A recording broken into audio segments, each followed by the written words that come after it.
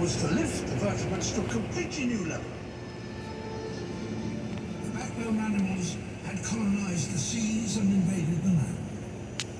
But there was one final habitat to explore: the skies. I'm heading for Liaoning province to fulfill a long-held dream and see the site of these discoveries for myself. These rocks are about 125 million years old. At that time, this part of China was tropical and the land was covered with a lot of freshwater lakes.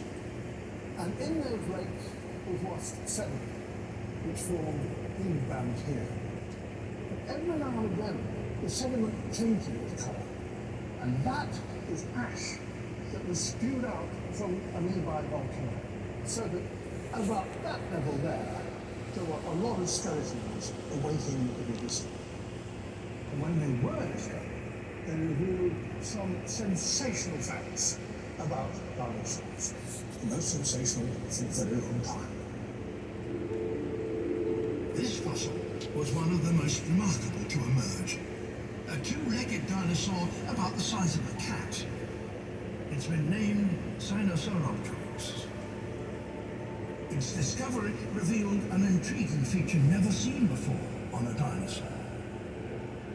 Up its tail and down its back, a covering of what looks like fur. In Beijing,